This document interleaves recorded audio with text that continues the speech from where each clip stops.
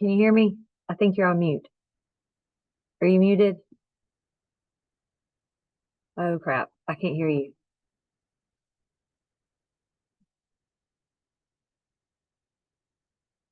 Oh no, I can't hear you. You can hear me? Dang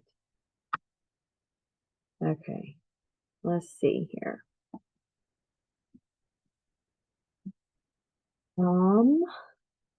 Still talking. I wonder if it's because I have the virtual backdrop. I know sometimes that decreases. Yeah, I can't hear you. Okay. Okay. So it's on your end. Okay. Okay.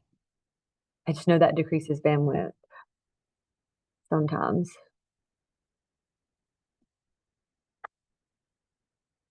Hmm.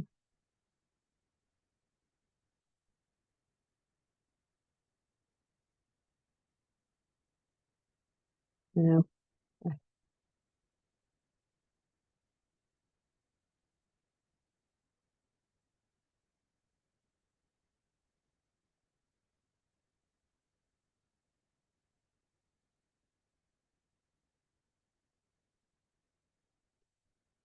Hmm.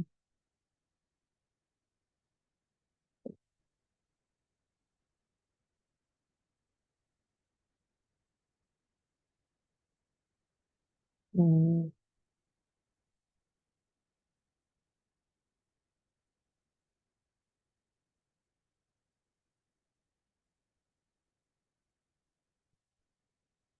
I'm just gonna practice sharing my screen. Okay. Ooh, put it over here.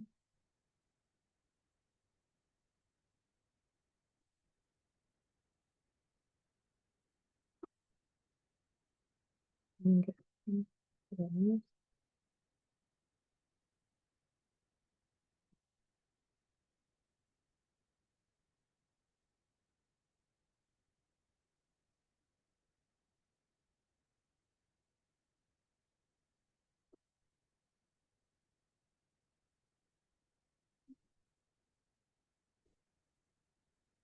Hey, okay. When I say view, okay. And then once I do, if you'll just talk to me real quick and okay, I'm clicking on your name. Oh, it says joined. Oh, you're on a different one, is what you said. Okay. How do I share my PowerPoint? That's what I want to look at. I see you. I just admitted you.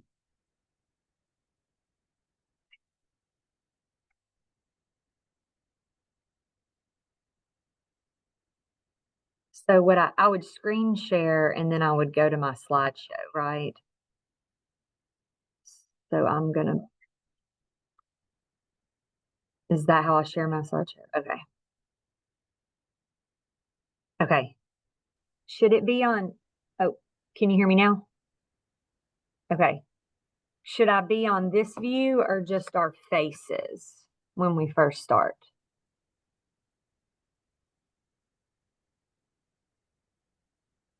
I can't hear you.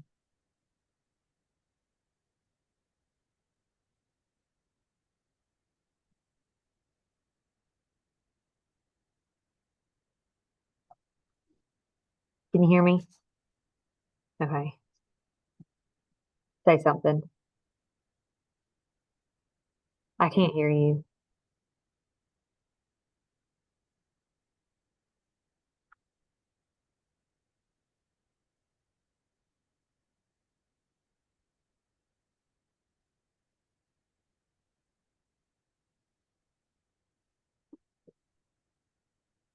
I'm gonna practice clicking on a link. It goes. Okay. I just need to hear you. Mhm.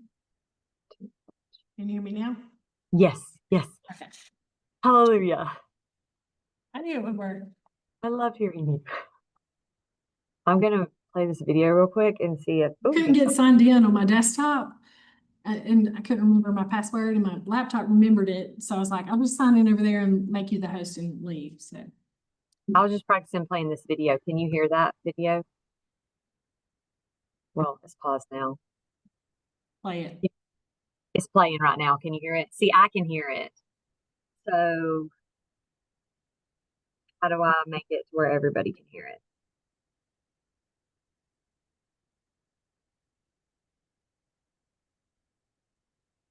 Like it's playing loud right now. I paused it. She said there's something you click on that says like sound. Looking for that. I just won't play the video. I think that's what I'm gonna do. If it doesn't just come to me, remote control, no, show meeting, video, audio, annotate. Let's see what this is. More. Maybe it's click on more. No, breakout rooms, disable annotation for others, hide video, share computer sound. Beautiful. I Okay. didn't download the background, so just is the what it way is for me. that the National Board for Professional Teaching Standards Can you hear that? put together Your screen's components. not shared. I think it try to really, click on really this while invites we're doing it. educators to dig deep into their practice and really reflect on how they're teaching, Does that work? especially that planning piece. Do you know your content? Can you deliver it to I the don't see student or hear in any anything. way? And now we want you to watch that on video. Can you So hear you that? plan it, and then you reflect on your planning, No. and then you video, and then you reflect on how the Okay. I clicked Hey, on but them your all. screen's not shared, so I don't know if that could be. Oh, it says you are screen sharing. Stop share. Here, I'm going to stop share and share again. Okay. I'm going to share again. Tell me. And share. Alright. Do you see my screen now? Yeah, I'll try it again. Okay.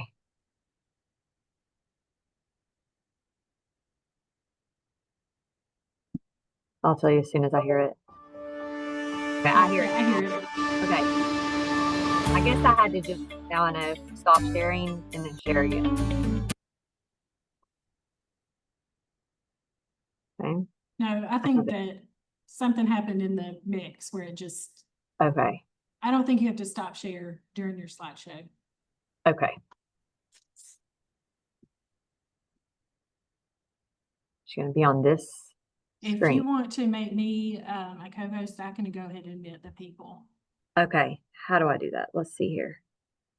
More. No, I had to click on your name in participants to do it. Okay. Participants. I see now. And you want it to be, let me get you down there. Okay. Make co-host. Yeah, Done. and then I can do the Okay. meeting room. All right, you ready? Ready. Okay.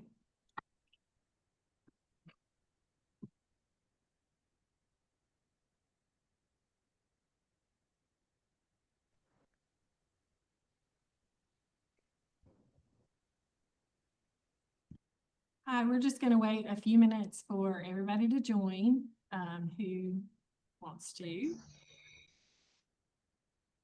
And we'll get started right on time, maybe 1 minute after.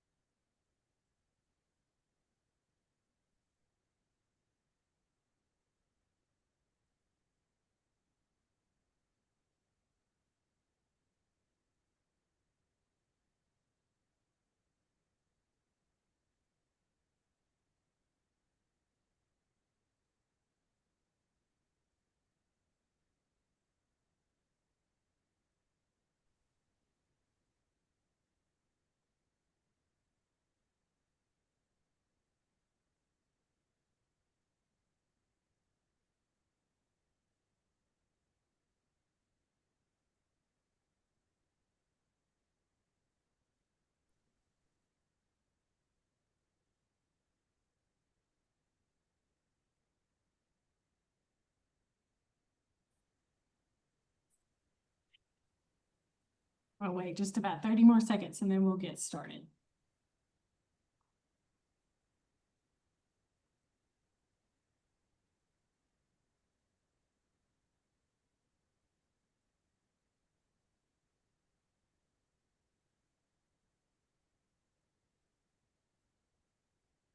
All right, welcome to component 3. Welcome to NBCT Boot Camp. I hope you guys have had a great day so far. We're going to be discussing component 3, the teaching practice and learning environment today. Your main presenter is Lauren Brashow, and I'm Sunny Wyatt.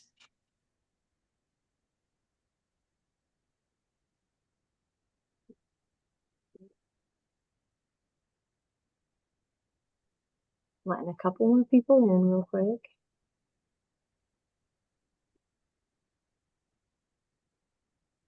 All right, I'm just going to introduce myself real quick, and then Lauren's going to take over. So I'm Sunny Wyatt. I'm a local reading specialist at Coosa Valley in Pell City.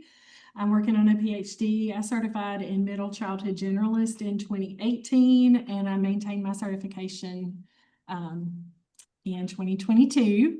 And I have a cat named Benny. He's a little weirdo, and sometimes he likes to come to school. And everybody likes to see When I him. got at here school. earlier. Mm-mm. And this is Lauren. So Lauren Brashow is going to be your main presenter today, and I'm going to go ahead and turn it over to her. And I'll just be popping in to answer questions in the chat or add to things as we go. You're muted, Lauren.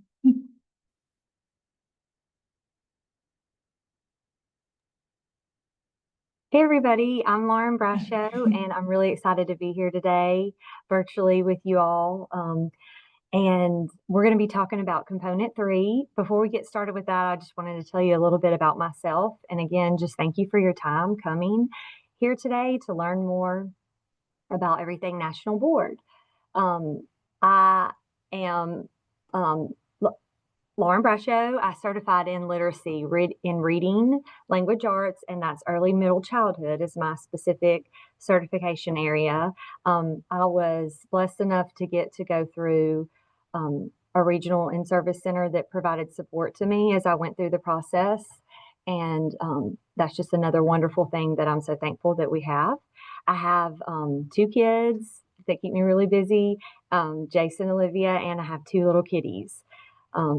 Pete and Gabby, Pete the cat and Gabby cat. So the kids got to name them.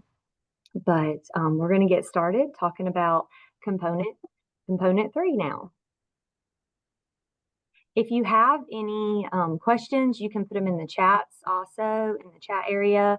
And Sunny and I will get to them as we can. I wanted to first discuss our virtual session norms. If you're in an area that you're able to, if you would please keep your camera on and keep yourself muted. We love your kids and cats and dogs and pets, but it'll help us all stay focused if you can mute yourself, unless we're having a question and answer discussion. This presentation is going to be recorded and it'll be available to you at a later time. So if you're anything like me and it's a lot of information coming to you at one time, just sit back and relax and just take it all in, because you can always watch this back. Our slideshow will also be available to you and all of the resources. Make sure to use the chat to engage with the group, and any questions you have as you go, as you think of them, you can type them in the chat area and one of us will definitely get back to you with the answer. And again, at the end, we'll have a short time for discussion. So now, just so we can all see where we're all gathered here together, almost 80 of us, in the chat, if you'll type your name, your school, your teaching content area, and then put the certification that you are specifically pursuing. Today, we're going to be talking about component 3, and this will be a general, broad overview, because as you'll see as we talk more, it's content specific, but this will be a broad overview of our certification area. So for this session, we have some goals. First, we're going to talk about our 5 core propositions and then the architecture of accomplished teaching. Another goal that we have for this session will be navigating and getting started with your National Board process. After that, we're going to walk through the specific component 3 instructions. Then we will give you guys some tips for writing like a National Board Certified teacher. The writing style is a lot different that you'll realize when I first started pursuing this.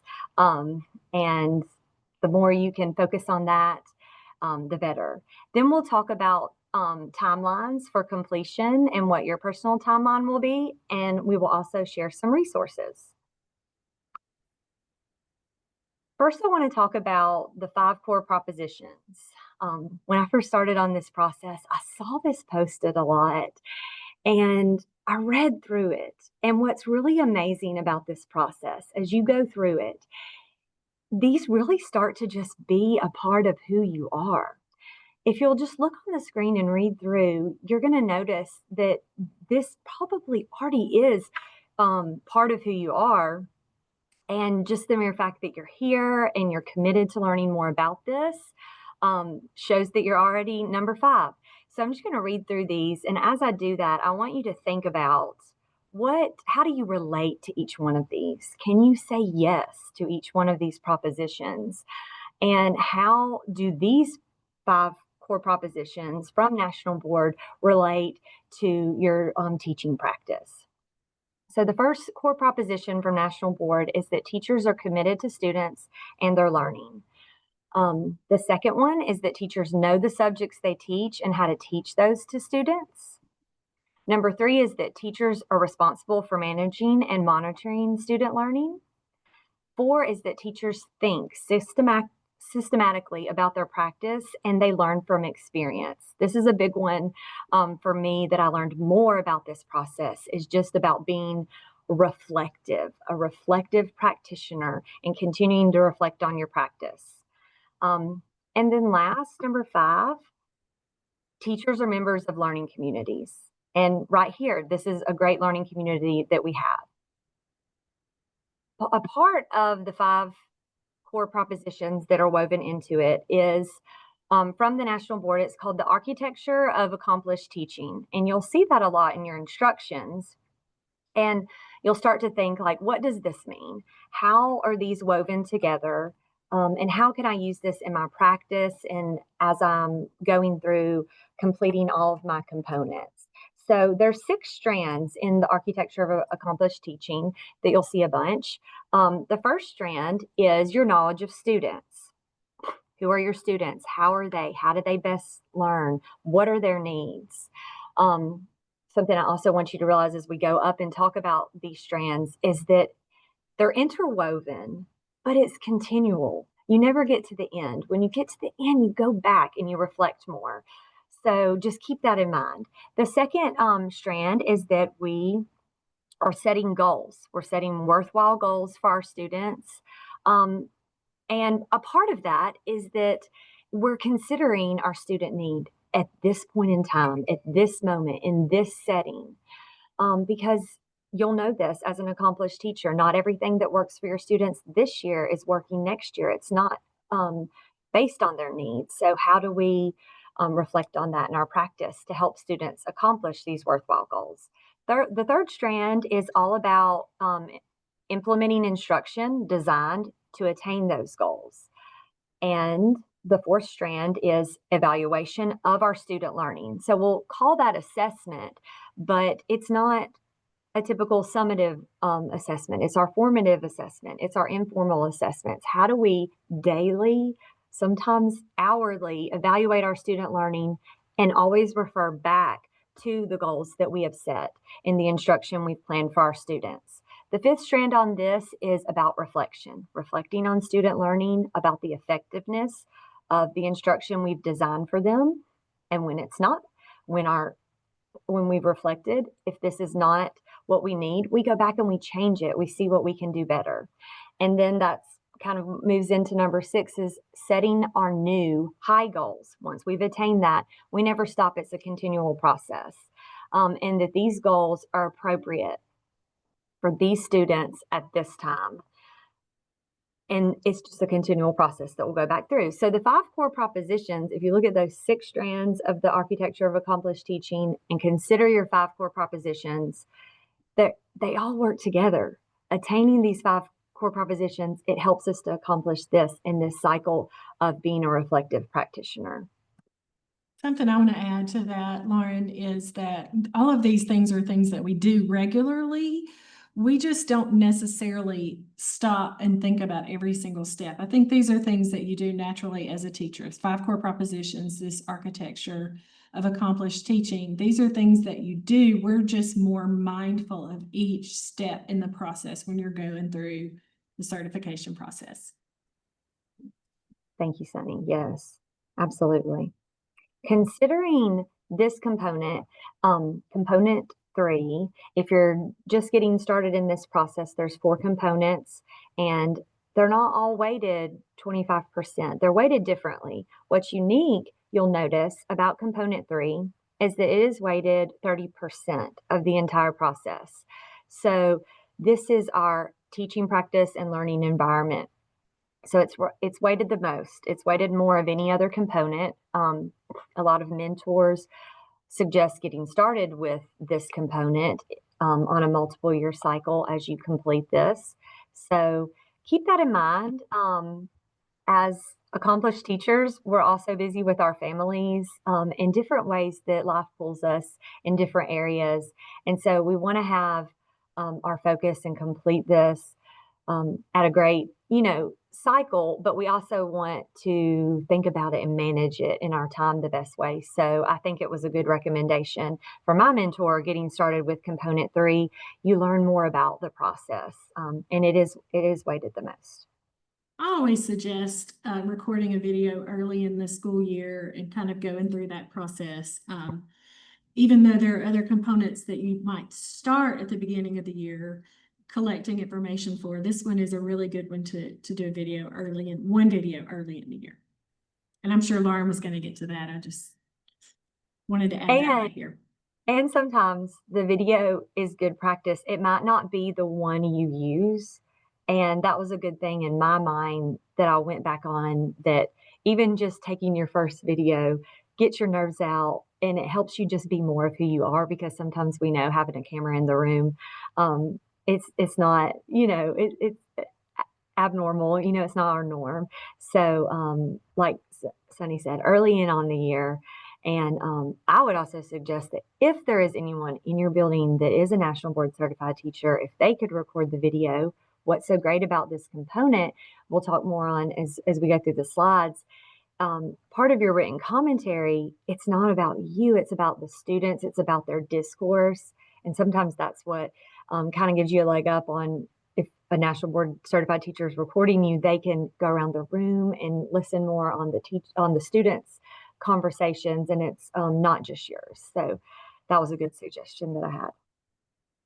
Okay, next, we want to go through and navigating the National Board website and just generally getting started, and knowing where to sometimes just find the things you need is extremely helpful. So I'm gonna hope that this shares quickly with you guys, and Sunny, just let me know if not. So this is the National Board Professional Teaching Standards website. Most of the time, this button you're going to click on right here is your certification. So you're going to start by clicking on certification. We've spoken about the 5 core propositions. And so next I want to choose standards. This is a good getting starting point. And if you want something to do tonight or tomorrow, I suggest finding your standards, printing your standards, and making a binder for them. As you read through your standards, I also suggest, and it's not my idea, I got it from Bobby Faulkner, from a lot of other mentors, highlighting the verbs in the standards. There's a lot of suggestions for that. So I can't stress enough the standards. You're going to hear all your National Board mentors talk about the standards a lot, but this is just, our standards are our knowledge, our skills, and our abilities as an accomplished teacher and what we do in our practice. And so we want to highlight these. We want to reflect on these, possibly see what we could do more in our teaching practice to help our students. Something important to note as you see all the red as I scroll down is that some standards have been updated. Specifically, I know my certification area, here they are, literacy has been updated, early childhood generalist and middle childhood generalist has been updated. So take note of that. If you printed them before August 2024, you're going to want to do that again. So here are all the different certification areas in your standards. You can click on one and it's going to lead you to this document. And this is your best friend. It's not loading right now, but as you go through, I don't here's architecture of accomplished teaching. Read through your standards, look at the different areas, because as you complete your components, certain standards relate specifically more to that component. So we want to keep that in mind. If an NBCT facilitator ever answers your question with look at the standards, I promise they're not being a smart aleck. We usually are supporting many candidates, and a lot of times the answers to the questions are better stated in the standards, and we may not know, or what we say might not be in the right wording. National Board loves their wording from their standards, so you can pull direct phrases out of the standards and put them into your writing and making them look nice. And one more little pro tip about the standards, I was working with a candidate a few years ago, and we were talking about something else, and we went to her standards to look through them, and we actually found a suggestion for a different piece of that same component as we were looking through it that truly would work in her scenario. So it could be that there's a better answer there than if you just had a conversation with an NBCT. And we're discussing specifically component 3, but as you're studying for your component 1 test, that was like my study guide, and just reading through it. There's no better prep than you can do to get started right now than to print these standards and read every bit of it, see how they're divided. And printing them is a great option, and the option that I prefer, but some people prefer to annotate online, or I know we had one teacher last year who downloaded a reader so she could listen to her standards as she was driving, or something like that. And that was the way she learned best. So I think it is very good practice to go ahead and print and start highlighting, because that's a physical reminder, but there are many different ways, and use all the ways that make good sense to you. Next, we're going to click on components. And on this page, it just talks about the 4 different components, a general overview. Each one of these links, if you click on it, leads you to a video that tells more about it. So that's good to know, just to wrap your mind around it, especially if you're not doing them all in one year, to kind of look through it, see what the requirements are for each component, and to decide on the best course and timeline for your completion of certification. So next, we're going to click on where you're going to be so much, and it's Candidate Center. And scroll down. That's my best advice on this website. You just keep scrolling down. Here's another update. Always read those. These are the dates and deadlines. I have a slide at the end here, and we'll talk more about that. But this button right here, first time and returning candidate resources, you're going to want to click here and learn more. So here's specifically a video you could watch, read this, and then this is where you will find your certificate area. So say we were doing art, and then your developmental level. So some certifications, not all, have different developmental levels.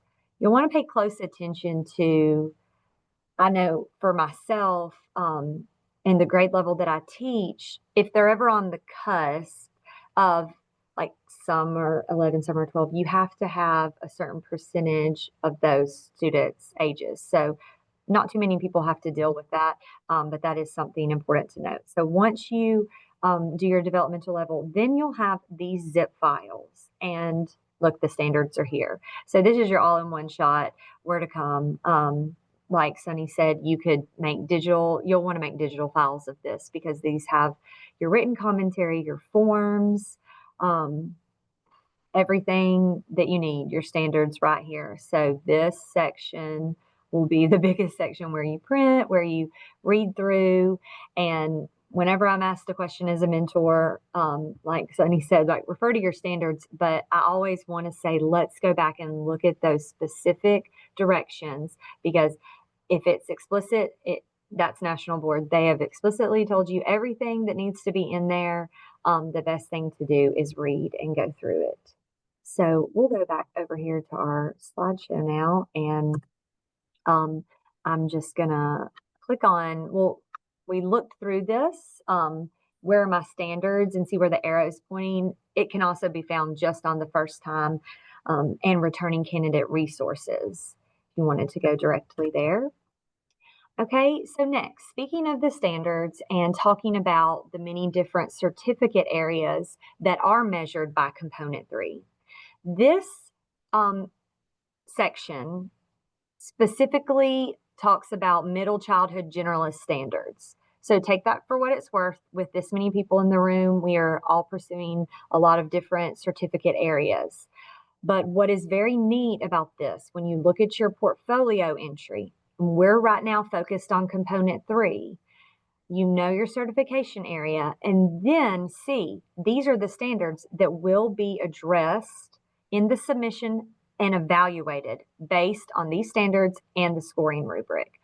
So every standard for National Board is covered in all 4 components, but specifically in Component 3, if I were middle childhood generalist, these are the standards that this portfolio will be addressing. That's always something to kind of work through in your mind and to look through and consider when you're completing it. This is something you can refer back to, what we just discussed on how to navigate the instructions. What do I need to do? How do I get started? That was the biggest thing in my mind as I went through. And getting on the website, printing and downloading my instructions, finding my standards, looking through them. Those are the best ways to get Setting up documents is a great idea too. Once you get your folder system in place, how you're going to keep everything organized, go ahead and set up all the documents you need. Lauren's going to show you a component at a glance later, and you can use that to set up all the different documents you're going to need for that component. Yes. And you can do that now. Yes. Lots of files in your Google Drive that you want to organize and just be able to navigate to and get to quickly, and go ahead and download these zip files, put them in there, and then you're going back to what you already have and not taking the mental energy to go back to the website to get everything you need. But check back for updates. As we see, some standards were just updated. Okay, next, we're going to talk about Component 3, our teaching practice and learning environment. And what will I need to do for this portfolio entry? So specifically, according to to exactly what National Board says, in this component, Component 3, you will develop a classroom-based portfolio entry. That portfolio entry is going to require video recordings of the interactions between you and your students. Some certificate areas require 2. Most of them require 2 videos. Some certificate areas require 3. So you're going to want to refer back to your specific certification area and read the instructions carefully to see what videos you need and how many you need and in what context they need to be taken. In addition to your videos of your teaching practice and the interactions between you and your students, you are going to submit a written commentary. In that written commentary, you will describe, analyze, and reflect. You're going to reflect on your teaching and interaction with your students. The videos and written commentary should demonstrate in Component 3 how you engage with your students and impact their learning. A part of that is how you give your students feedback as you're teaching them in your instruction in that moment, how you're thinking about what could I have done better and what can I do based on this lesson I just taught to move my students forward. Think about the architecture of accomplished teaching, to move my students forward to accomplish those goals that I've set for them. And when do I need to make new goals once they've accomplished that, and keep a high level of expectations for all of your students. And it can these videos can be, they are not expected to be perfect. They're not expected to be high quality. In fact, when you download them or when you upload them to the site, you're gonna have them at such a low grade that it won't even matter the quality of your video. So almost any lesson you teach could be used. Absolutely. Don't think too much on designing the perfect lesson when you're being videoed. You want to be able to showcase a lot of your written commentary will answer questions on being reflective. Okay, now that that happened, what would you do better? How can you improve it based on that student's response? In mine, when I was answering some of the written commentary, I actually didn't hear some other two students. It was a whole group lesson, and I was monitoring the room, but another conversation was heard over here. So I was able to reflect more on that in my writing at how I would move it forward. I was actually glad I got to watch the video back so that I could go back and address that. And I was almost like, should we video ourselves more to be able to know how we can help our students? So it's just a neat process. Another So- tip there is that if you really do reflect on that first video, there's going to be things where you were a little bit weaker than you want to be, so you can bring those things out in the second video or third if you're one of those certificate areas, because not every lesson is going to be strong in every single thing. So it's okay if you get a lesson that where one question is not exactly what you want it to be. Mhm. Yes.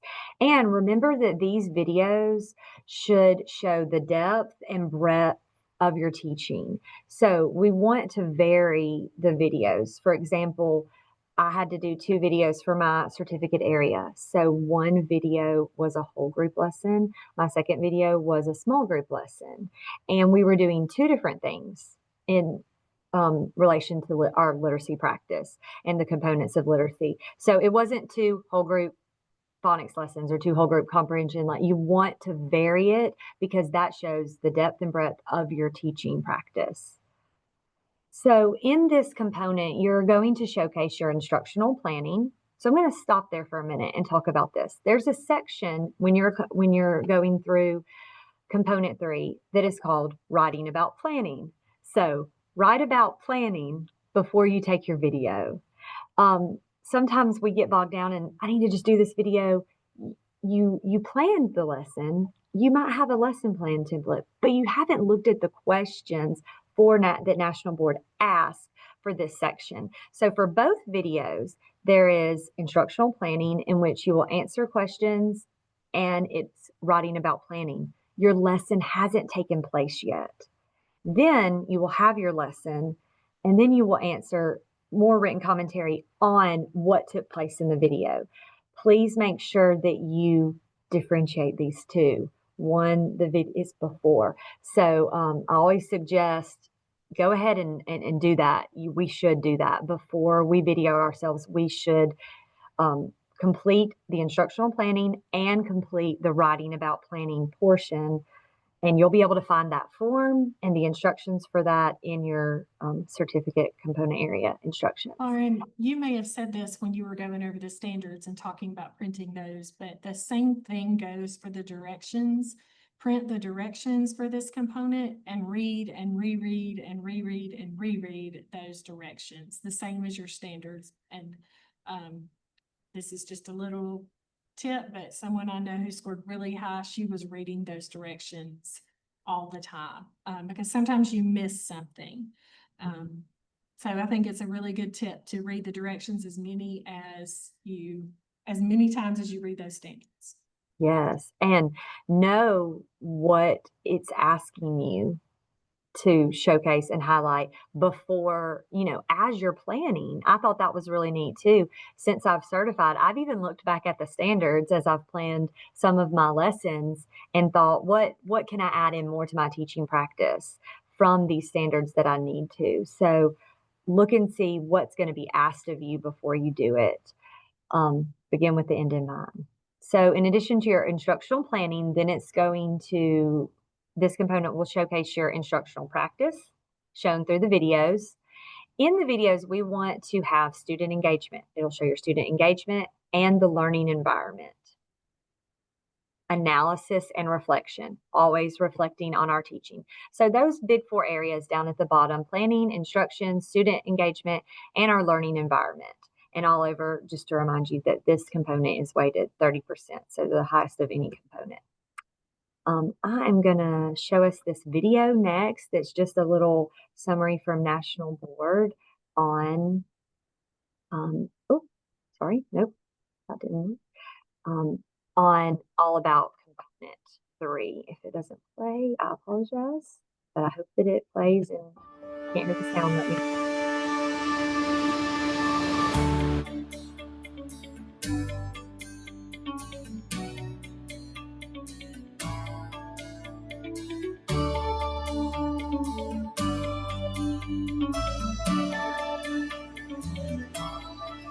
There are 4 components and you have to complete them in 3 years. What's great about that is it provides flexibility. I really like the way that the National Board for Professional Teaching Standards put together component 3, because I think it really, really invites educators to dig deep into their practice and really reflect on how they're teaching, especially that planning piece. Do you know your content?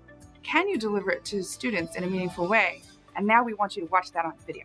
So you plan it, and then you reflect on your planning, and then you video, and then you reflect on how the lesson went. Really what I'm doing in that video is I'm reflecting metacognitively on how I'm teaching and why I'm teaching it and what I've planned, and most importantly, whether or not that's working in a live model. And if it's not, can I monitor and adjust in the moment? What was really amazing though was being able to look back on the video and seeing the growth that I didn't see happen sitting in front of them.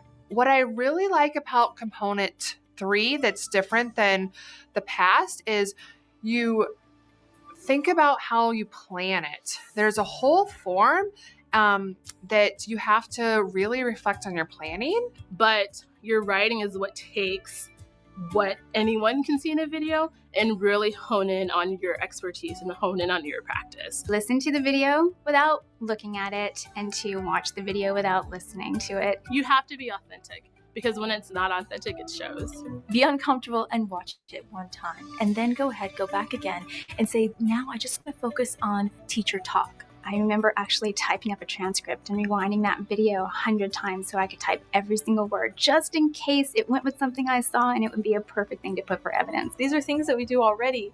It's just a matter of proving it on paper and on video. This is my 11th year as an educator, and I stay committed to board certification.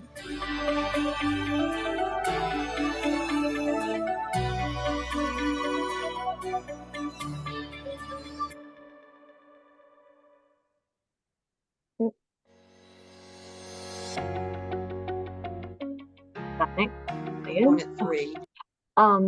Well, I really liked what one of the teachers in this video said, and what stuck with me was that she said, this is things you already do. These are things we already do as accomplished teachers. It's just about putting it into the National Board writing style and answering their questions how they've asked them.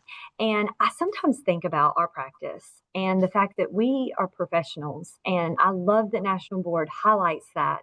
And we are professionals and accomplished teachers, just like, for instance, a brain surgeon. They make so many decisions in the moment that they just do. It's their natural instinct. It's because of their training. It's because of their knowledge of their students, of their patient. And I think we do the same thing as teachers and educators. We make so many decisions in the moment. And this is just going to keep coming back to, in your writing, why? Why did you do that? Why did you do that? We don't get to describe it a lot in our practice. We're with little people most of the time. So that's what I love about National Board, is that it puts us together with other professionals, and it just allows us to answer that question. And the more we answer the questions and we're like, well, I don't know, why did I do that? And the more you think about it, you're able to do it more. So it's a really neat process. I think it's so intriguing to analyze that why And you don't get to do that very often, and not that you would do this all the time in your practice. And think about that. There's a lot of things that we do very automatically because we've been teaching and we are implementing these 5 core propositions. But when you go through your video, you're going to see all the decisions you make in 10 or 15 minutes and think about why you do those things. You may not even know right this minute why you do those things. And you may need an instructional coach or another teacher to tell you why you do those things, because those are not things that we get to think about very often. So analyzing that to me, that's part of that piece where this is such great professional development. So you can dig into that and know that the decisions you're making are sound as you move through a lesson. Yes, absolutely. So this next part, what do I need to do? I remember leaving my first boot camp and I was just like, what do I need to do? What should I do? Where is everything? So we've walked you guys through that, but this is an excerpt exactly from some of the directions. So remember, please, that this differs according to your certificate area. These instructions, they are from the early middle childhood literacy instructions. So for this component, you will identify 2 lessons from different instructional units. We're showing our depth, our breadth of our teaching. And you are going to provide information about your instructional planning. Think back to the video we just watched. What did one of the teachers talk about? One of the things is about our planning and what goes into it.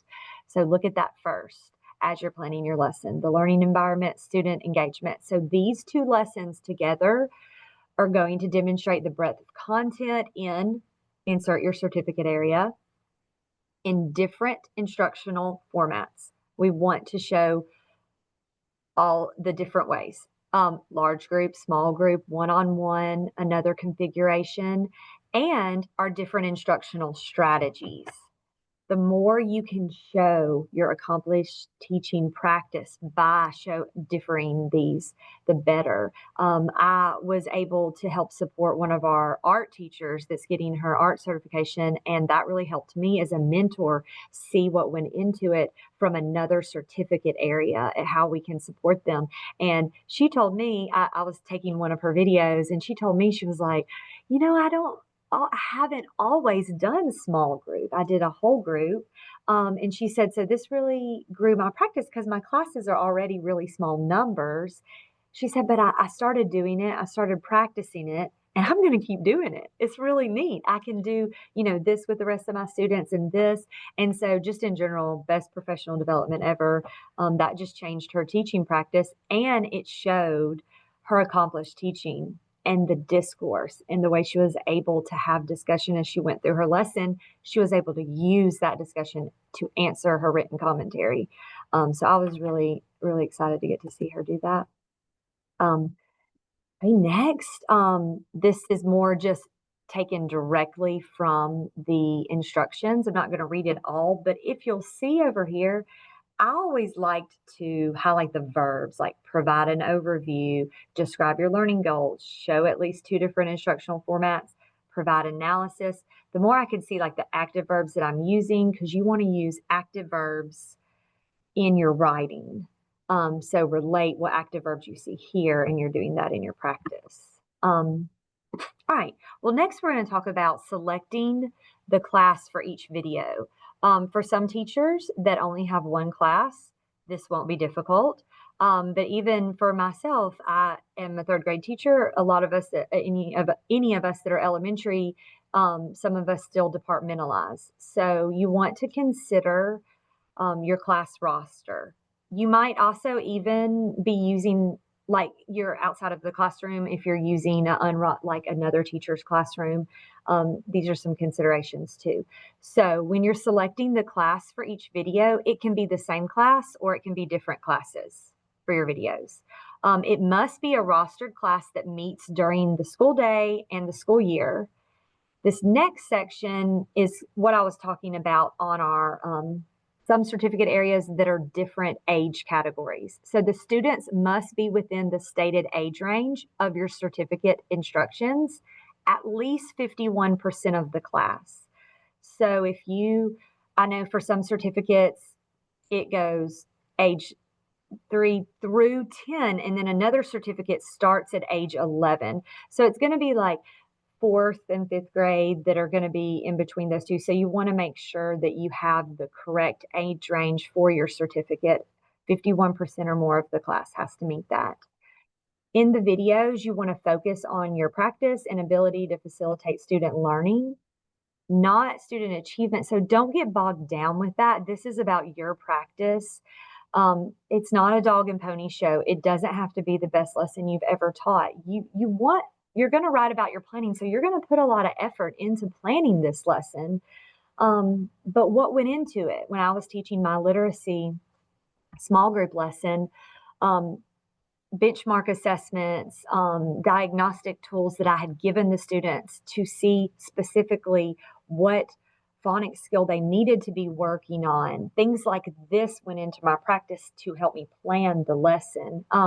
Don't forget that every student or person present in the video needs to sign a permission form. You're going to want to, my suggestion is to send the permission forms home the first week of school. Those can be found on the National Board website. We have upcoming Meet the Teacher. A lot of us do that teach the younger grades. And so what I would suggest is print that out. And that big stack of papers parents have to come in and sign, put that one in there. And of course, explain to them what they're doing. But parents are already signing a lot of forms as parents. I have 2 little ones too. There's lots of papers coming home in the folders. But when I go in there and I'm ready in the right mindset, I'm going to sign these papers for my children, they're going to be more open to signing it, and you're going to get it back. Go ahead and get it. Even if you're only doing component 3 this year and, I have a lot of time. No, do it now. I would Also, encourage you to get those signed by everybody possible. Even if you have to chase them down in the Walmart parking lot, it'll be worth it for you to try to get them signed. if someone is in the room or comes in the room and is visible in your video, another personnel, they must also have a permission form. Everybody in the room visible has to have the permission form. If you have 2 different classes and you haven't decided yet on which class you want to do, like I teach 2 groups of ELA, I just had them both sign it, and then I decided at a later date. Also remember, only 15 minutes of your video will be viewed. So the length requirement,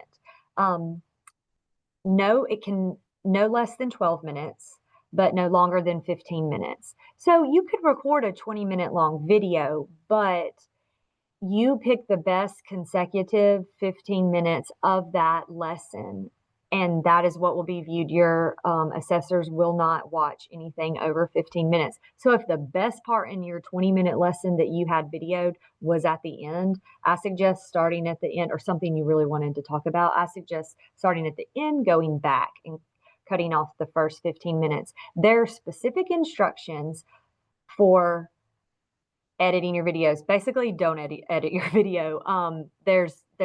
Please read the instructions. If there's a fire drill in the middle of your video, if you had to move your classroom, but edits generally, no, don't do it. There's like very, very explicit directions. So I suggest reading the instructions that National Board states for the length of their video requirement and edits, which I say, let's don't do that. And I will just add in just a little specific example there. I was videoing a teacher last year and I accidentally hit the stop button and hit the start button immediately. And she called 1-800-2-2-TEACH, and that was not an acceptable edit. So it's very important that you just try not to have to edit. Yes. And if that happened, it's just good practice. Like you could go back and do it again. And I think, if I were that teacher, you could be bummed, but that's what I would take from it. It's all just being reflective and learning from your practice and experience. So we'll see another sheet that has everything you need to submit as an overview. But in general, it's these 5 things. So you'll have your introduction to entry form. Please don't underestimate the forms. You might get bogged down with your written commentary. And yes, that is what is going to be a bulk of your writing, but this isn't component 4. Component 4 has a whole lot of forms, but component 3, but there are forms required. And you want to make sure they align, but they possibly are answering different things. Written commentary is answering explicit questions. Intro to entry form, you're answering exactly what it asks. So do the forms now, do them ahead of time. Don't you have to do it before you taught the lesson, but just do them as you go. Don't just do your written commentary and forget, oh my gosh, I got to come back and do all these forms. Do it in the order that's suggested. Write about planning before you teach your lesson, and don't underestimate the forms. I would recommend doing the intro to entry last though, because you have Okay. to do all your work. Yes. In order to get that one in the right shape. That's the only one. It seems like it should be first, but I would fill it out last, but look at it. Yes. Yes. And just the forms, we can go into this more later and don't get bogged down with it, but with it's like those can be single spaced, your written commentary is double spaced, but don't really get overwhelmed with all of that. But when they say, okay, this is one page, it's one page, not a sentence over. Just make sure you meet their guidelines for what National Board tells you in your instructions. So you'll have your 2 videos, your instructional planning form and materials, 1 for each video, and then your written commentary. So we'll move into next. This is a 1-pager, and I love this for every component. I printed this page. It's called your electronic submission at a glance.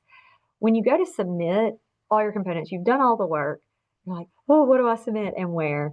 And I printed this out for each component and highlighted it as I went through. But this basically says the same thing. And I would always keep this. I put it in a sheet protector in the front of my binder, and I went back and referred to it. So you can make sure that you're working on everything and you're doing everything that's required.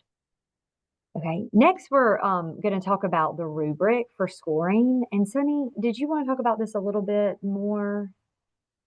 I just want to mention that we've had some friends who have done scoring, and they really truly use the rubric a good bit in the scoring process, and they say the rubric is king.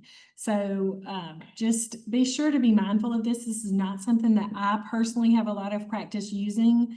Lauren probably doesn't either, but the scorers use the rubric. So all the things that are in that rubric are things that you need to think about and you need to dig into. The best suggestion that a mentor told me going through this process is we look at the written commentary. We, as the candidate, are looking at the instructions a lot. Your assessor is looking at this rubric when they are scoring and reading. They're not going to look at all the written commentary questions. They're going to read your work and see that it's highlighted and graded according to this. Also, suggestion is read this from the bottom up. Yes, we want to be shooting for our level 4. Shooting scores in the level 3 and the level 4 represent accomplished teaching practice.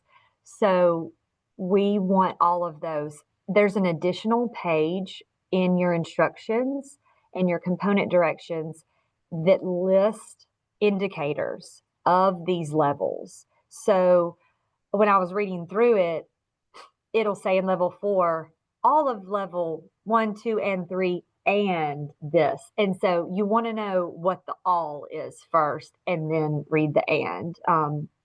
But that's the best way is that, like, look at the difference between a level 3. It's your quality of evidence is clear. In level 4, it's clear, consistent, and it's convincing.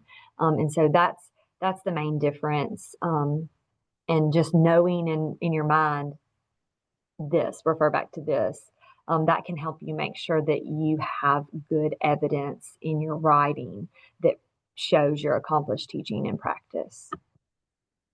Okay, so some tips and reminders during your writing, as you're writing, is what's different about National Board is you might have been a really fun, fluffy writer before you came to this process.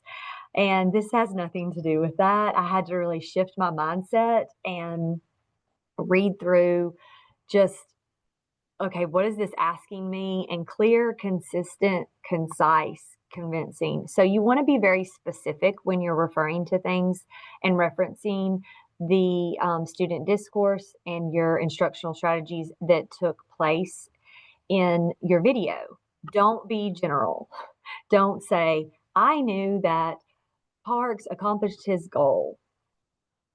How? When? How did you know that? What did he specifically say? What action did he do? Let you to know that. So there's been some back and forth also in your writing. You may include time steps, but it isn't necessary. So you'll just want to consider that, and what does it add to your writing to make it more clear, consistent, and convincing, or does it take away from it? So that's a personal decision. You're going to It also is not write. scored. Timestamps are not scored. They will not go back and look at your video Mhm. for that timestamp. So everything has to be proven with the words that you write. So you can put a timestamp in there if that helps you construct the sentence, but the score will not do that. Yes, They will not that's go back to the video. that's very good to know. If you're not a person that brags on yourself a lot, writing in the National Board style is going to be difficult at first.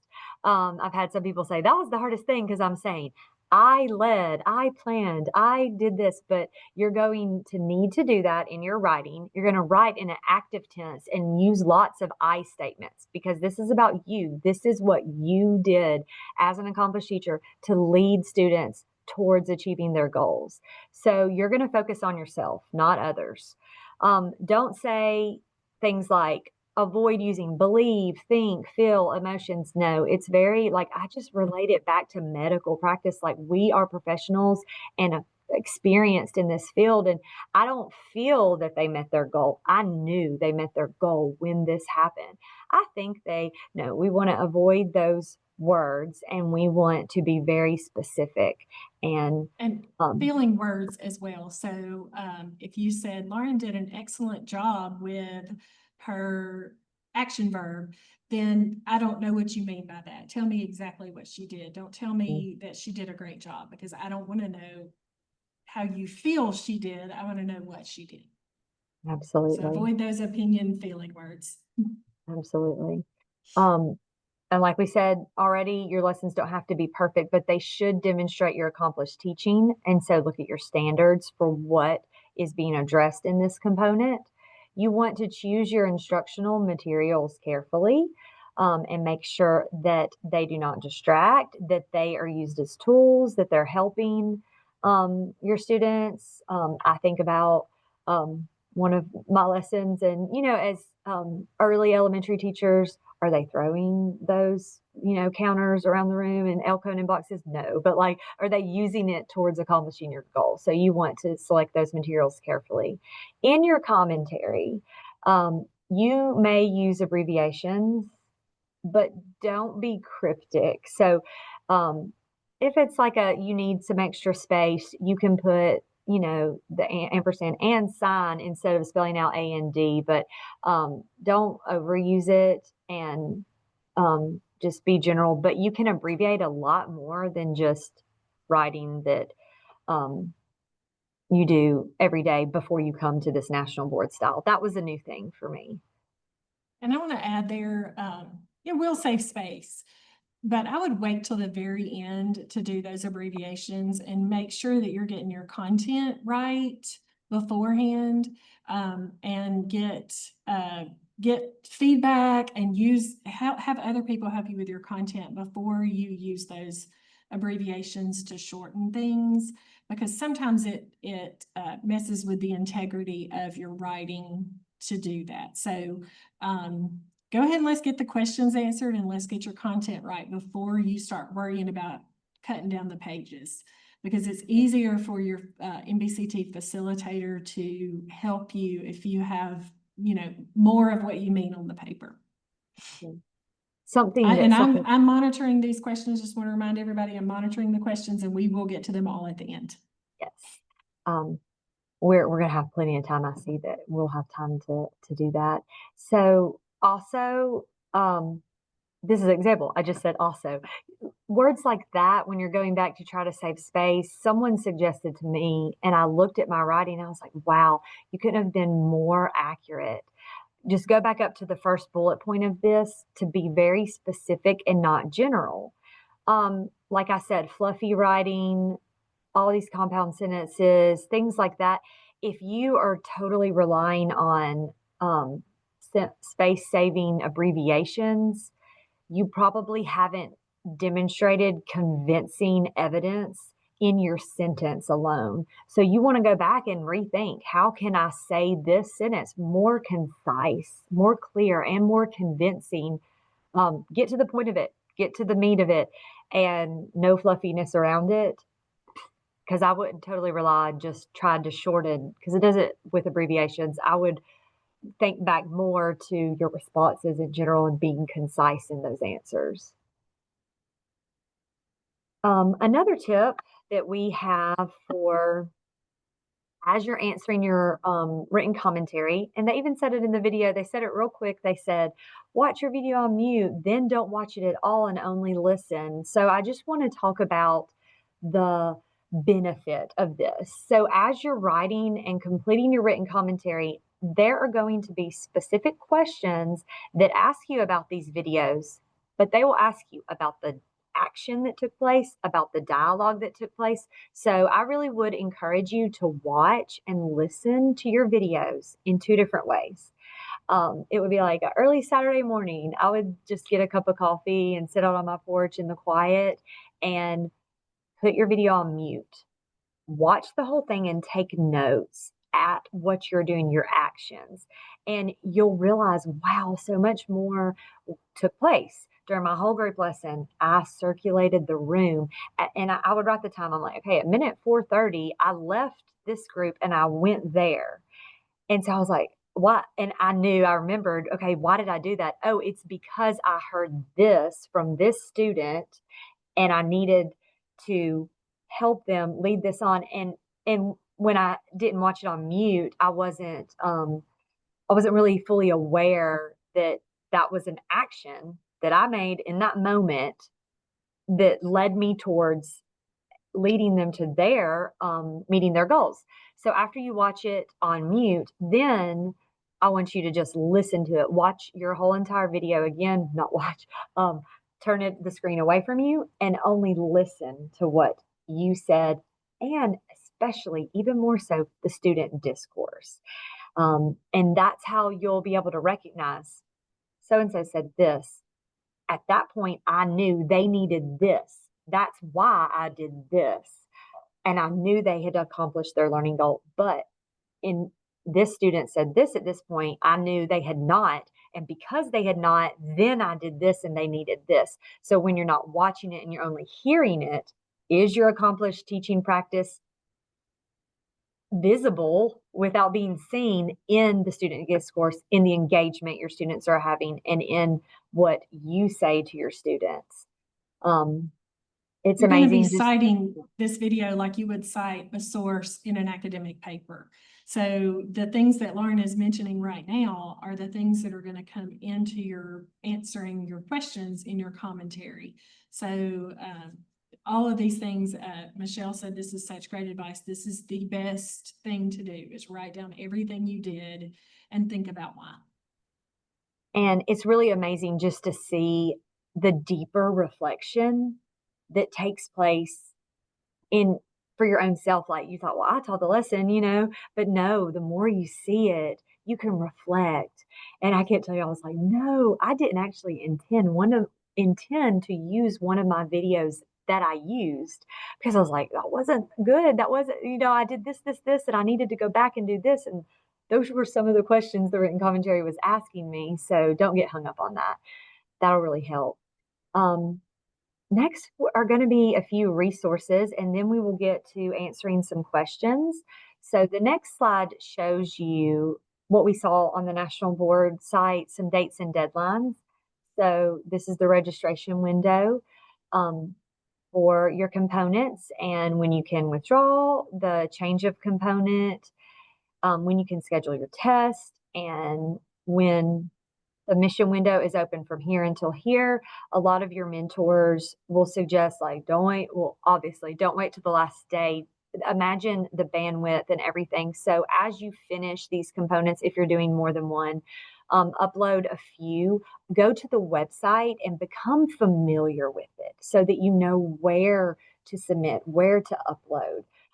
Our regional in-service centers in Alabama, your region is going to most likely have someone that's going to help you with your video specifically can only be within a certain, megabytes, and they know how to help you compress that video. These are all the things you want to do ahead of time, and you want to know what you have to do before that submission date. So when the window opens, go and look at it, see what you need to put, and you can put things on there as you go, so that when you're ready to submit, you put your last thing in, look over it, and submit.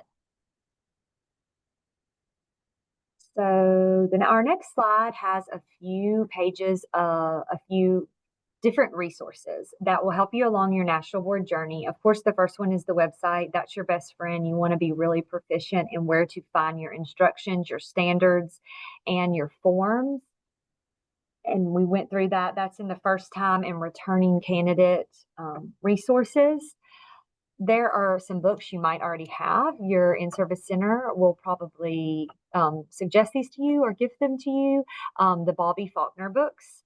I couldn't suggest these more. You could get them this summer and the next couple of weeks and just read through them as you go. She has a lot of suggestions for sentence stems to use to get yourself started answering this written commentary in the National Board style. Of course, our Alabama Regional In-Service Centers, we're so grateful and thankful to them for how they elevate National Board candidates and support them. There is actual percentages that show a candidate that goes through the process alone, the percentage that certifies, candidates that go through with support of a mentor and an in-service center, a much higher percentage certifies on their first attempt. So couldn't recommend that higher. These are two Facebook groups. National Board Certified Teacher, that's for, of course, everyone. I think Bobby Faulkner is in that one and sometimes gives tips and suggestions, and you can search in the group. You probably have a question. And so what I did a lot of the time, instead of asking a question, I would just search my question in the group and you will find it's already been answered. And then also our Alabama NBCT network. There's previous boot camp slides and recorded sessions. Again, this session will be recorded and the slides will be provided to you, and you can go back and watch at your leisure. If you haven't already completed your registration for PowerSchool, you can screenshot this or write down this PowerSchool course number and the section number and make sure that you register for that to get your professional development credit. We will also put, as we're answering some of our questions during our Q&A, we will put the link to attendance in the chats, or if it's not already been done, have a look down there at it. But the next slide has that link. Yes. Okay. So if you haven't completed your attendance, please make sure you do that. And thank you guys so much. And we're going to open this up. I'm going to pull up the chat here. And we're going to open this up to some questions.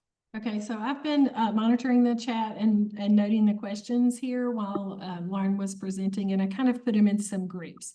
Some of the questions you all either Lauren answered in her presentation, or you may have gotten an answer from someone else in the group, but we will still go ahead and address those just in case somebody missed them. So the first question I want us to address is, what if you plan with others in a group? Is that acceptable? And will we need the adult release form?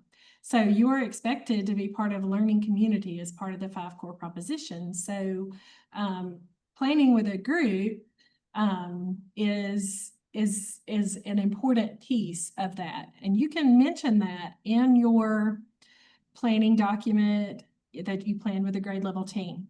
But I want to remind you that even when you're part of a team, you are you and you are doing those things. So when you're writing, it is okay for you to take credit for that planning. So even if you planned with a group this particular lesson, you can still use the pronoun I for planning that lesson. I think it's important to own that. So when you write about it, decide if it's better to note that you did some planning with the group, or if it's better for you to say that you did it. Because you did do it, even if you did that with a group. John's asking about a Google form. There is a Google form for the permission forms. And I don't know exactly where that is, but there is a Google form that came about during the pandemic. And that really was very helpful thing for us to have, but there is one out there. Lauren, if you could find it real quick while I'm answering looking for it. questions, and put And that send the link. there. I'm looking for that right now. as And you're we'll looking talk through these about questions. that more when we get down to talking about the release forms. Okay, so then the additional question here was the adult release form. If you're just planning with someone, you do not have to you don't have to do a release form for that individual. Only if they are in your video do they need to have one. So, but it's not going to hurt you to have it either. You do not have to submit those release forms. You just have to have them, and you have to keep all of your national board things for at least 5 years. So you won't want to let them go, but you don't have to turn them in to national boards. For the next question that I noted, the next group of questions involves who's going to be in the video. So, and I did not note the names of who was asking these questions. So if I don't answer your question thoroughly, you can go ahead and unmute and stop us. Yeah.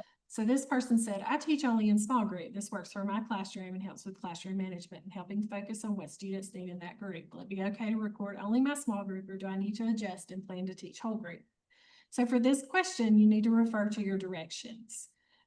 In most certificate areas, you have to do 2 different formats: whole group, small group, one-on-one.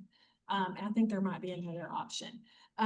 So you need to look at your directions, and your 2 videos need to be different. So you need to think about what your directions are requiring and how to meet those needs. But And I wanted to add to this, Sunny, to that question, is that you put in your question, and think about my example with the art teacher, how she said, I only ever taught whole group, and then it required me to do this, and then now I do it as part of my practice.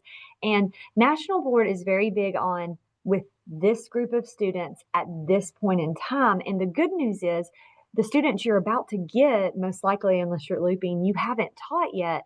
And so it may work for them this year. So that could be something just that you could consider in your practice. That I would suggest too, is that always consider their need for this unique group of students at this point in time.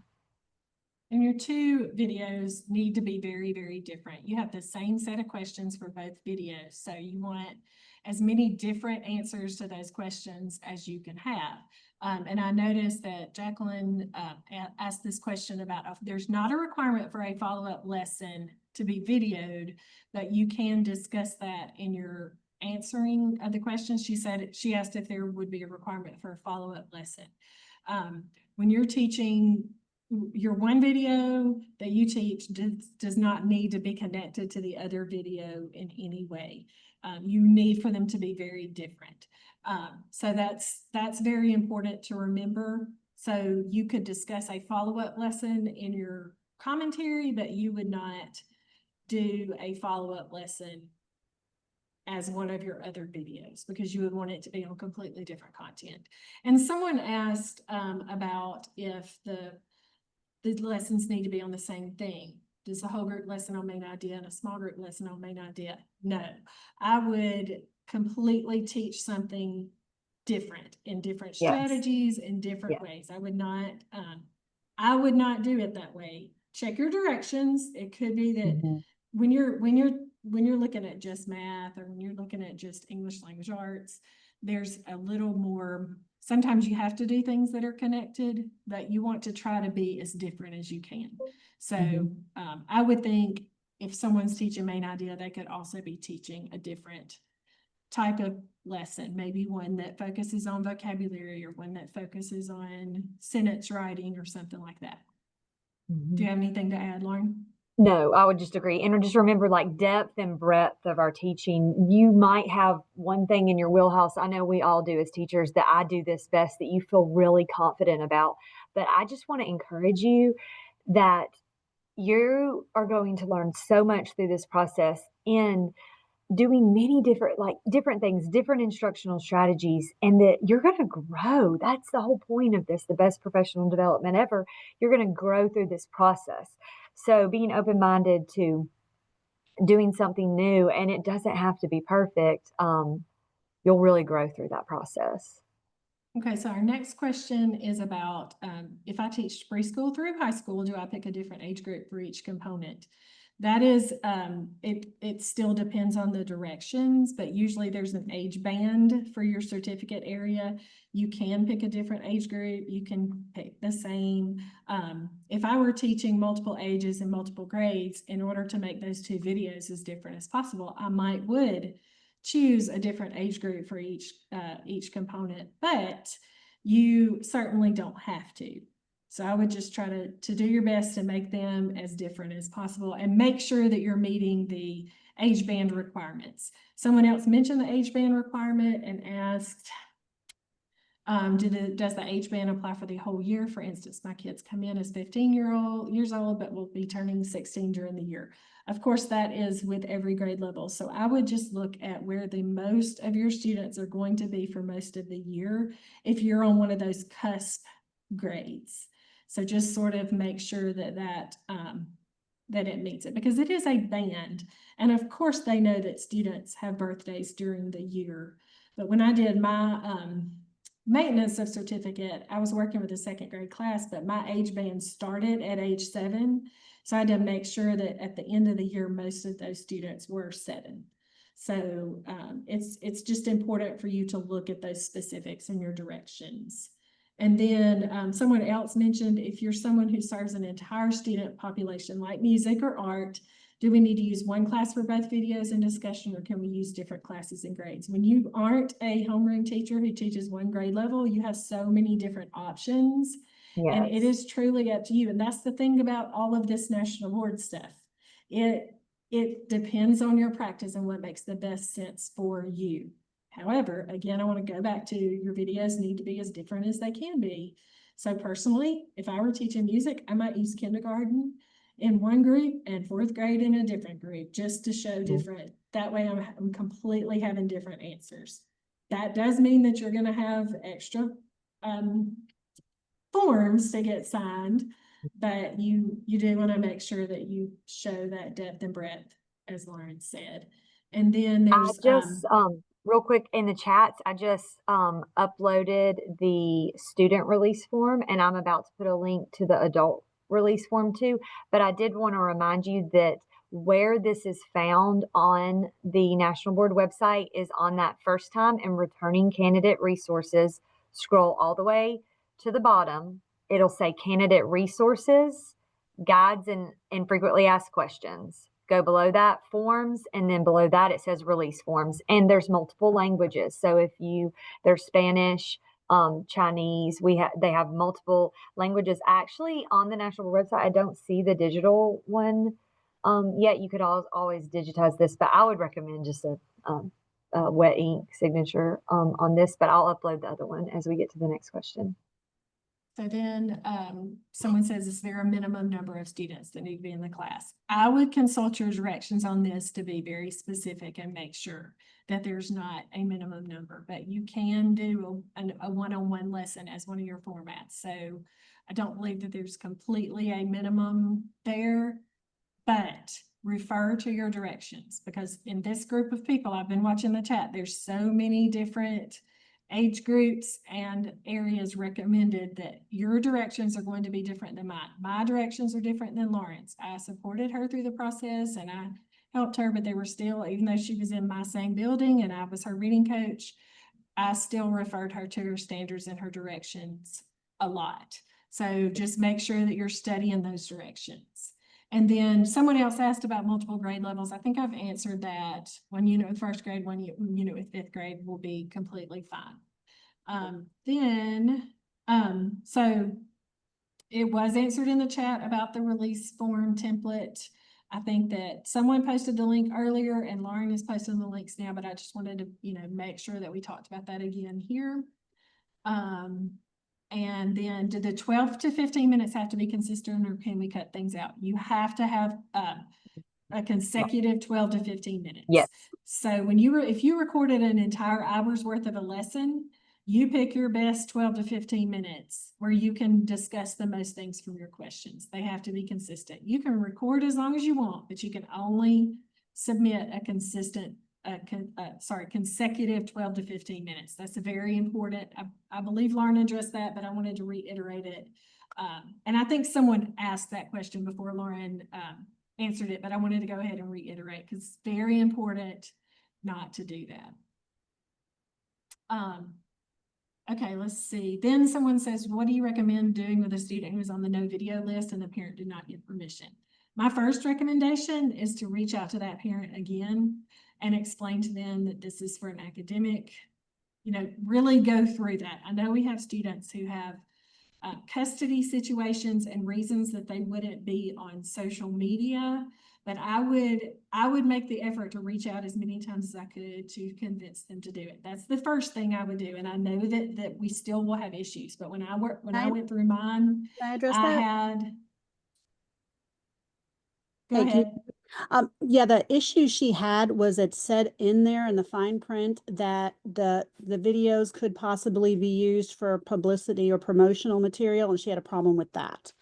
And they still may say no, and that's fine, but I would just encourage you to get to, to continue until you get to someone who truly has that issue. Because I had one who could not be on a lot of things, but the parent eventually did give permission.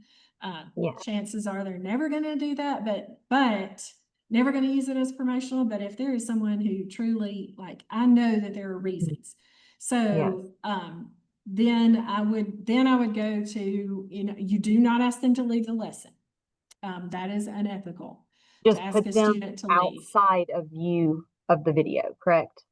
Right, but you will not ask them to leave the room because that is not what you would do in a normal teaching practice. So I just want to reiterate that as well. So my first options are try your best to get that form signed. My second option is make sure that they cannot be seen in the video.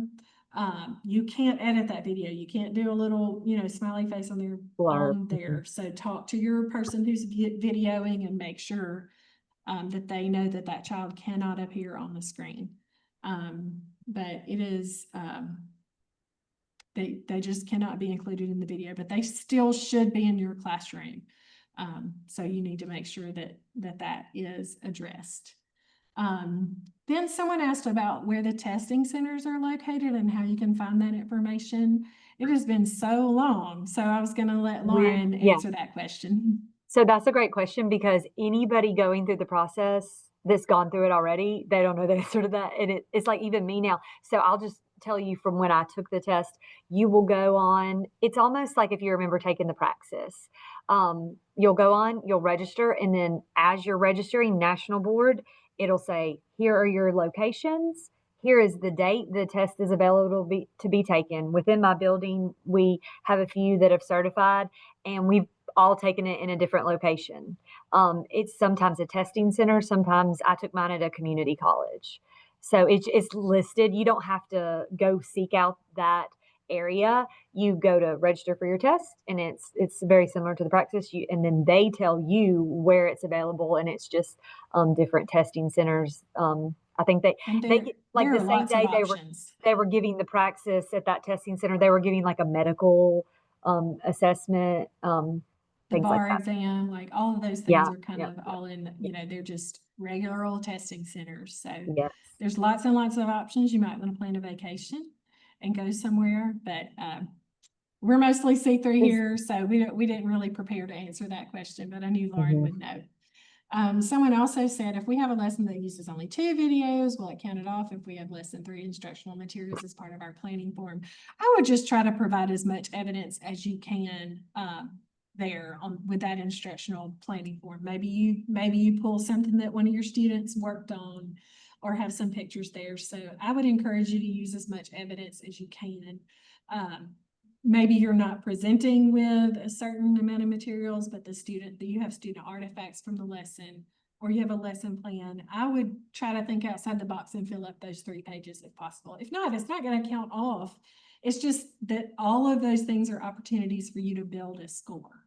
So you want to provide as much as you can there for them to look at. And then someone says, except for the videos, can I put assessment data, et cetera, in these forms? Yes, you will have opportunity to explain what you know about your students and what academic strengths they have, what social strengths they have, and weaknesses and those kind of things. So you won't provide that as evidence, but you will talk about it.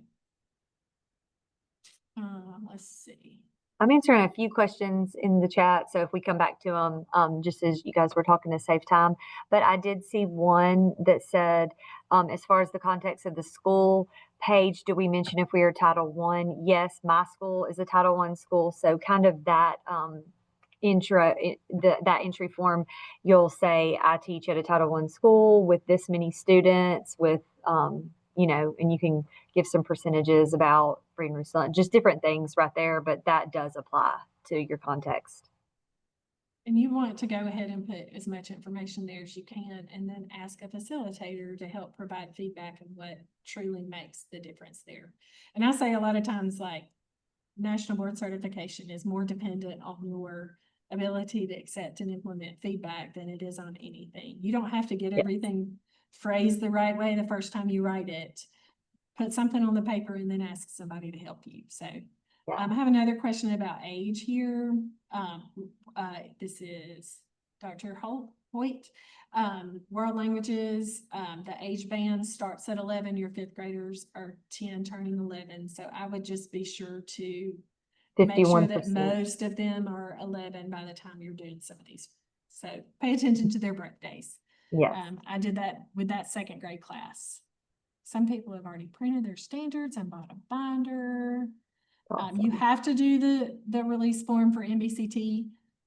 Dr. Hoyt, you asked that too. You have to use that one, but again, you don't have to submit them. So do you need to go ahead and get that signed? I wouldn't take that risk. One-on-one questioning during study hall considered a different instructional format than whole group. Yes, but again, that would be kind of a case-by-case situation. So you want it to be very different than what you did in the previous video. So if you're just working with one student here and then you move to another student, that probably could work. You just need to make sure it looks the way that it looks very different from the previous video. And I think elementary teachers are used to things fitting in either a whole group box or a small group box. And secondary teachers aren't. Like, some of the things that secondary teachers do are considered small group, even though you might not be pulling a small group to a table.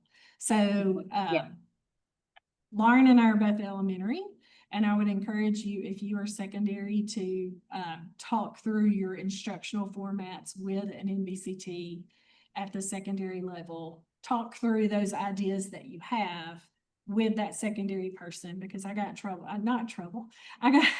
I made a candidate very anxious at one point because I was concerned that a lesson she did was not small group, and it was considered small group. So that's why you want to talk to multiple people. We all have different perspectives, and you want to truly talk things through with somebody who you trust and would know the answer there. And I gave the wrong answer at that time, and it will happen.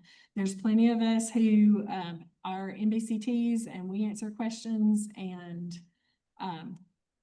we also have limited perspective. So that's a lot of times why we say, look at your standards, look at your directions, if we don't know exactly. We have a math coach here focusing on kindergarten students. You can upload videos just for kindergarten students, as long as they fit in your age band. Yes. Every adult in the room needs to sign the release form.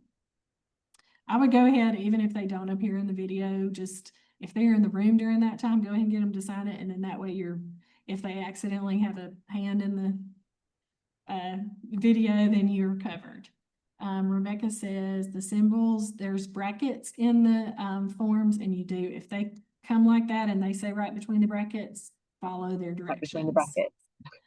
so many people have a hard time. The style looks different, The style, yes, but with the do style. it how they want it done. Keep their style. Okay, and we had another question about keeping the students out of view. The videos do not need to be the same, two different things. Within your area, two different topics, make sure that because you're gonna answer the same exact question for both videos. So your answers need to be different for each video. And that just highlights your accomplished teaching practice. Because we know this as accomplished teachers, if we're doing the same thing every day, every year for different groups of students, how is that unique to their need, to how we want to support them? So vary it, show the depth. So then someone said, the same person says, so are we looking to see if they grow and meet the goal within that one video? Not necessarily. You want to look at the questions that you're going to have to answer. You do set learning targets for each individual lesson, but you might not even get to the end of the lesson in the video. You might start your video halfway between a sentence that you are speaking. So you may not meet a big goal within that one video. You want to look at the questions that you are answering in your commentary and see if you can answer those questions for that video. You're not just going to write about what happens in the video, you're going to answer those questions. So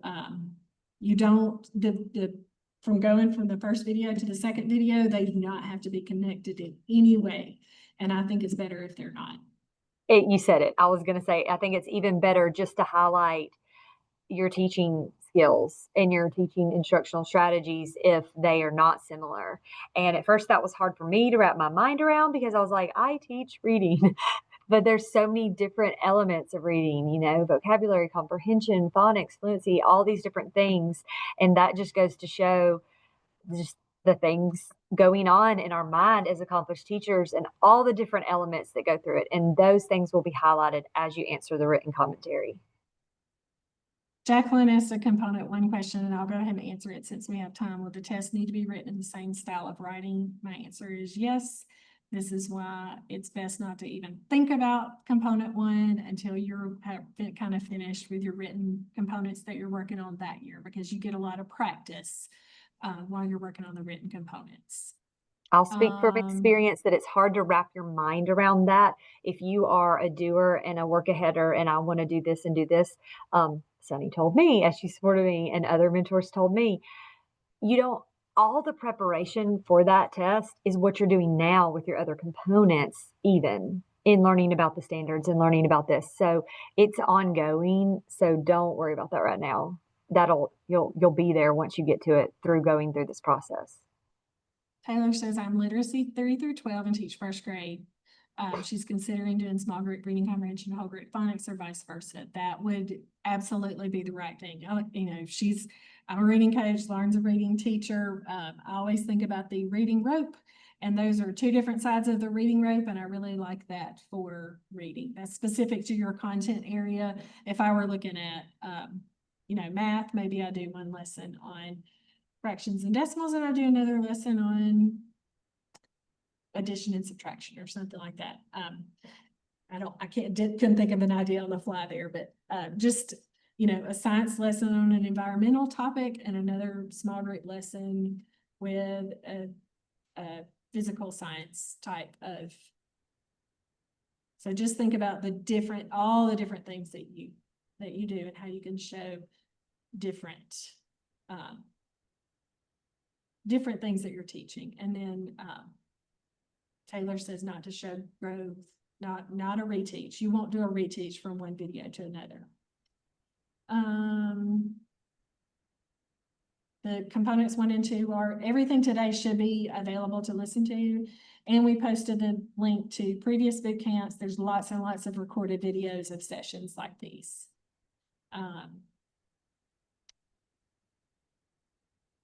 Okay, Atlas. Let's talk about that for just a minute. Could we talk to you about the Atlas email? So you'll get that access through your in-service center. So you need to talk to someone. If you're in Anniston City, you'll be talking to Valerie about that when it's time.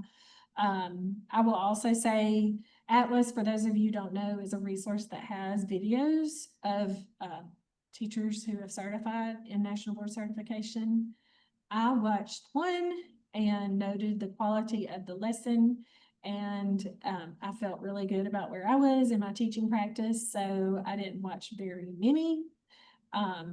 Some people really love to look at all of those videos, so it is a great resource, but your video should be your teaching practice, so you don't have to worry about it fitting in some sort of box.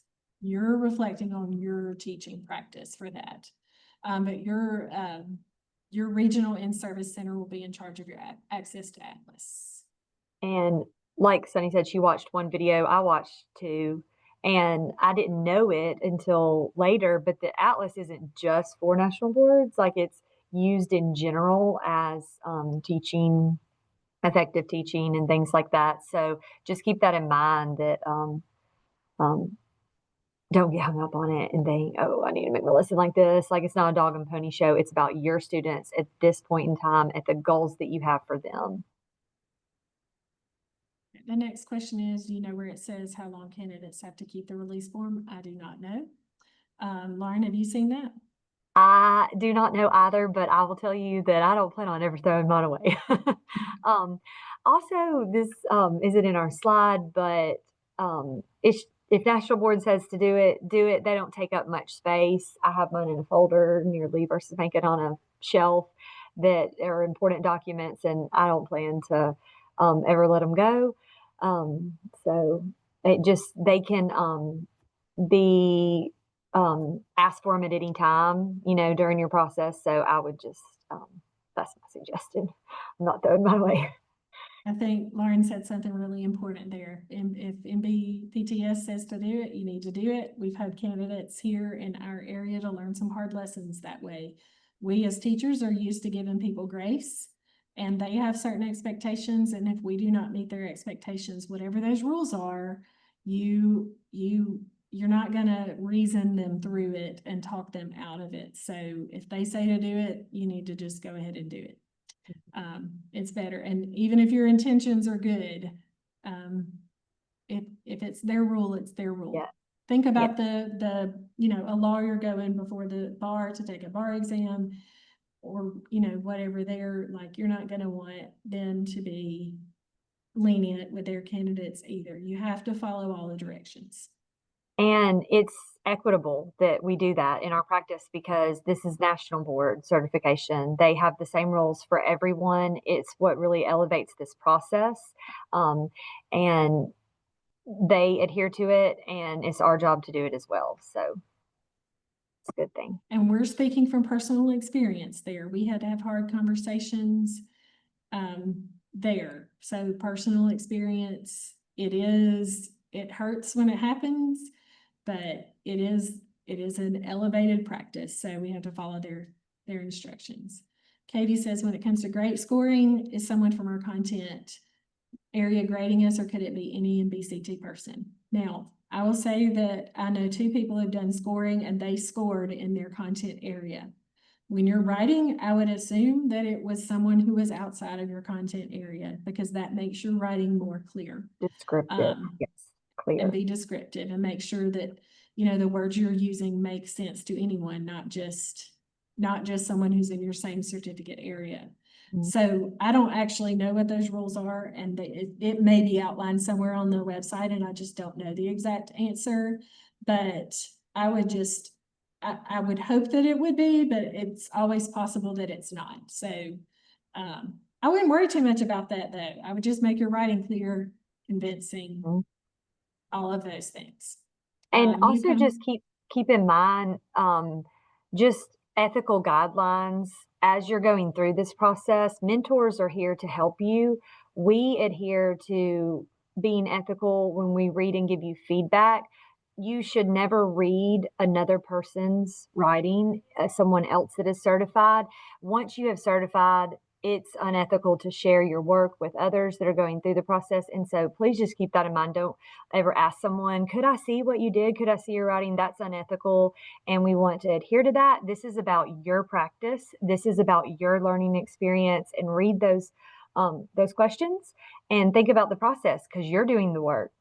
We all know as teachers, the person that does the work does the learning, and that's what we want from our students. So as accomplished teachers, we need to abide by that ourselves.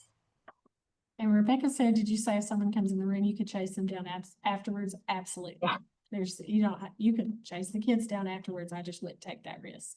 I would also recommend telling your secretary, hey, I'm about to record a video, because announcements over the intercom, if they say so-and-so, so-and-so, first and last name, come to the office, you kind of don't want that to happen. And so my secretary was one of my best friends, because I'm like, thank you, everybody. I would send it out on work chat. I'm going to be recording for the next 20 minutes. And everybody's really great about not coming in your room, put a sign on your door, let your secretary know. If they can hold announcements, try to do it at a time they could. But if an announcement comes on, it is not, you can still use the video. It is not a big deal. Jaden says, what component would you recommend working on first? That is a personal choice.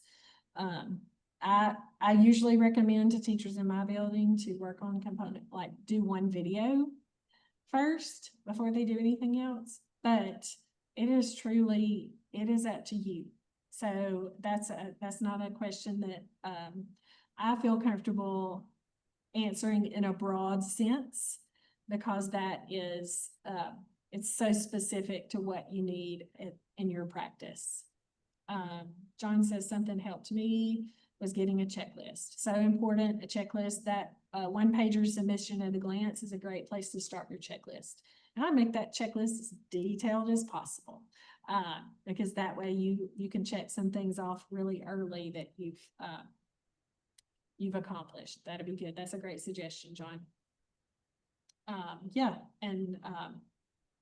I'm sure that you would love to share that with some people. So, and I love that we've had people make connections in this chat. It's so important. When you're working on a question, sometimes you can't think about what you did to answer that question, but somebody next door or in the neighboring school might be able to.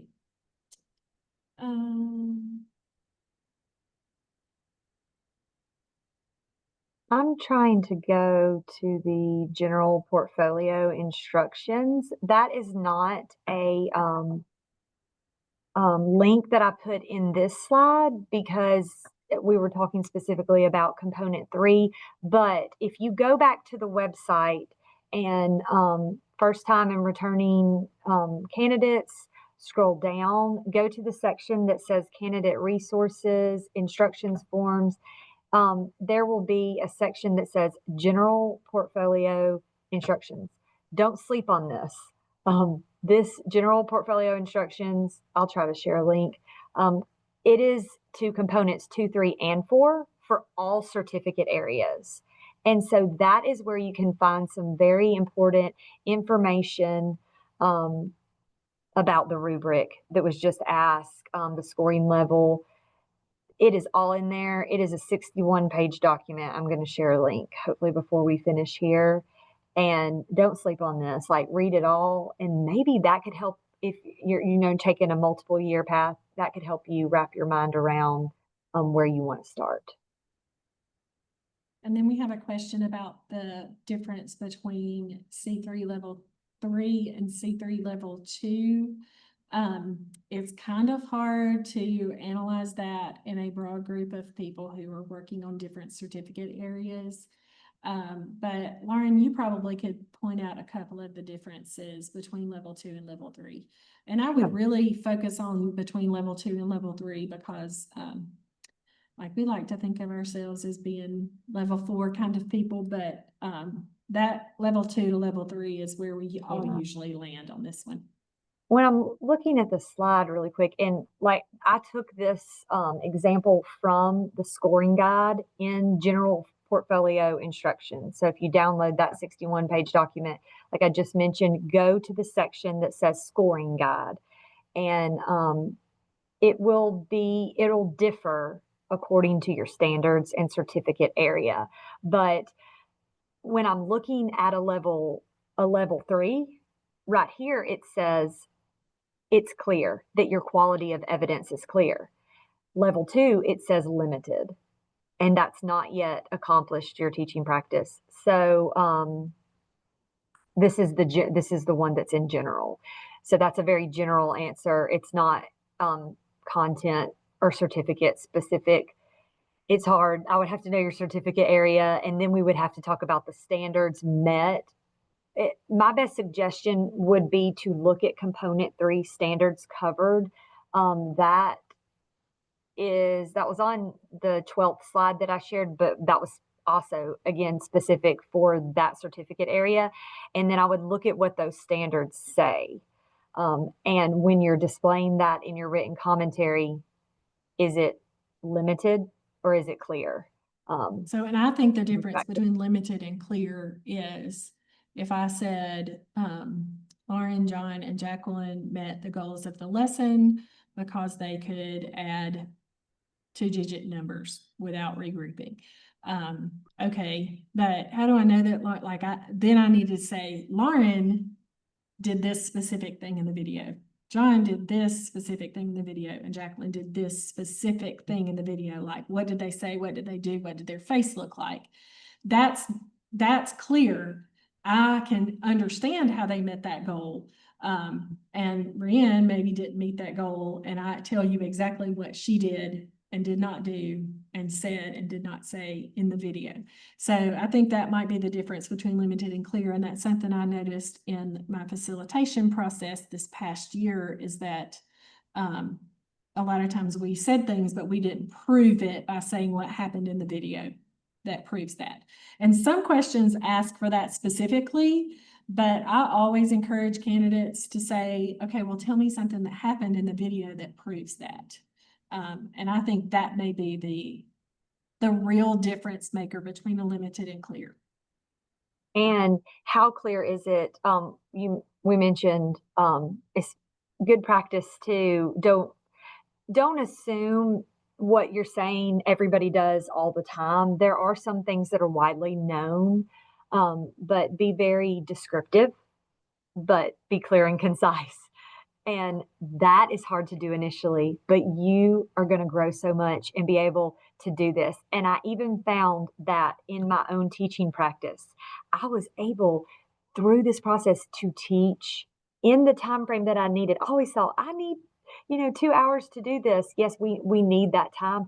But when you have 30 minutes, how much can you accomplish? You can take out the fluff. You can give your students exactly what they need in that time. So this translates well to your own teaching practice. It did to mine. Can I ask a question? Yes, let me say one thing real quick before you do that. Something that would make this even easier and make it clear is to set measurable goals for your lesson so that at the end you can give a specific answer to do that. All right, Carol, you're up. Okay, I teach 4th grade math, but my master is in literacy and I want to do my national board in literacy, but I don't teach literacy right now. Next year I will teach it again because I'll have intervention times, the math and reading interventions, but this year I won't teach it at all. Is it okay if I just get a small group of kids or even a 1-to-1 during my break time and teach lessons like that? And the reason I'm asking is because I know I'm going to have some kind of formative assessments and things like that I've got to talk about. So I'm going to have to meet with these groups regularly, correct? Do you like have a SWAT partner that you share with? I do. Teaches reading. Would it be possible? I have that SWAT partner also, and she taught math and I taught reading. And what we did, because I can also teach math, is some days we just worked it out where I taught math and she taught reading, and we really shared the load and collaborated. But there's Sunny might want to talk a little bit more about that, but there is a way for you to do that. Okay. Yeah, I think it would be what Lauren said is probably your best bet, is to try to at least for C4. Sorry. Pretty cool. At least for C4, I would try to teach the entire class for a unit because I think that would make it easier on you. mentally to do that, but for your video, I think it'd be fine to pull a small group or one-on-one. I think that would work just fine. Okay, but for C4, I would need to teach it more on a regular basis. That would be my Yes. recommendation personally, because I think it would be easier. You do not That's a have to, good recommendation. but Yeah. I would. Once you look Like- into all the elements of C4, as far as knowledge of students, all of that, you're going to want to know them like the back of your hand. So mentally, the load, doing the work would help you. Tina, Okay. math is probably not going to be an option for younger grades, but generalist, you do a math video for one of your videos, and you can do your C4 with math. So I think that will not be something that we see. I've been in this process for 8 years, 9 years, so I haven't seen any certificate areas added in my time. There might have been, and there's a lot of people who've been in this longer than me, but I would say go for generalist if you really want to focus on math. Because I did generalist, and I had one of my videos was math, and I did my entire unit and my entire C4 math related. Do you get the extra compensation for math for generalist? No. Mm-mm.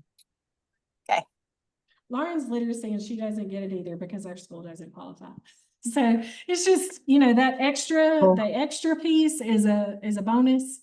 And I wouldn't get it anyway, because even if mine was in literacy, because instructional coaches don't get that extra stipend. So I would not make any decisions based completely on that extra money, because it will be here, it won't be here. Mhm. But I do recommend people you do get into literacy because of it, because that'll be an option, but it may not be an option forever. And same for the other areas that qualify for the extra stipend. It seemed like those are there as incentives at this point to have people to have us where we're most needed. And I'm not sure why generalist isn't on that list. It may be at some point. Mhm. But that extra piece is probably not your decision-making piece. Unless you're talking about initial certification and thinking about your future. Anybody else have any questions? We're getting close to the end of our time. And of course, feel free to leave if you don't have any questions. I'm just putting in the chat, page 42 of the general portfolio instructions has a whole section on why your videos are important, recording videos for component 3. So just don't sleep on this document. Come back to it, because there's extra little nuggets, little jewels in this document that aren't in your zip files of specific to that component area. And if anything in those documents contradicts anything that Lauren or I have said today, Go with the says in documents. Absolutely. That's a Humans make disclaimer there. mistakes. National Board Yes. instructions don't. Yeah, that's right. And we want you guys to pay attention to that piece more than anything. So we're speaking from experience, and we're further removed from those directions than you are. So it's important to pay attention to those things. Feel free to unmute if you have a question, or we are, feel free to leave when you're ready to. Up to you. And thank y'all for Yes. hanging out with us today. Anybody else have any other questions? Hope we'll get to see some of you guys in the in-person sessions later this week.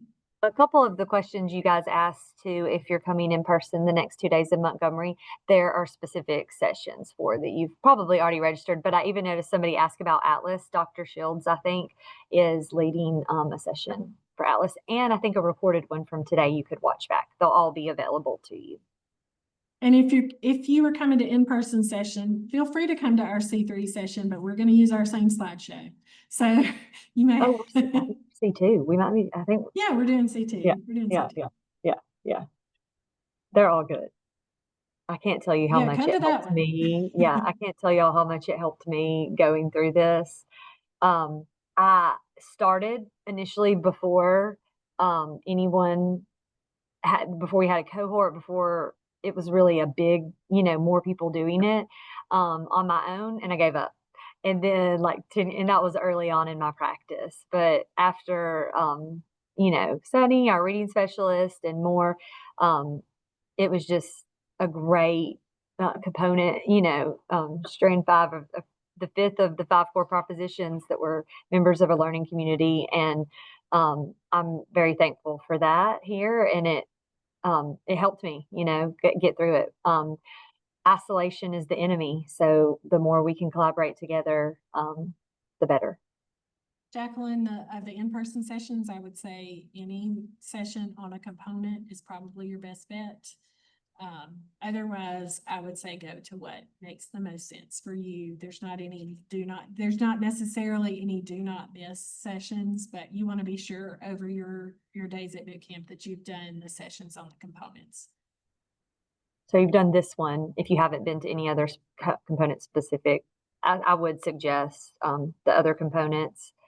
And then anything you feel like you want to build a knowledge base on even more. I know there's one session for writing in this style, things like that. So, and don't shy away from going back to the videos later. That's a great review as you're getting into the process and learning a little bit more. Go back and watch one of these videos, maybe not ours, but another one from previous years on C3, and that'll help you as well, because it just takes a long time to really get your mind around these components. In fact, I'm still working around getting my mind around some of these components, and I've been certified for a long time. So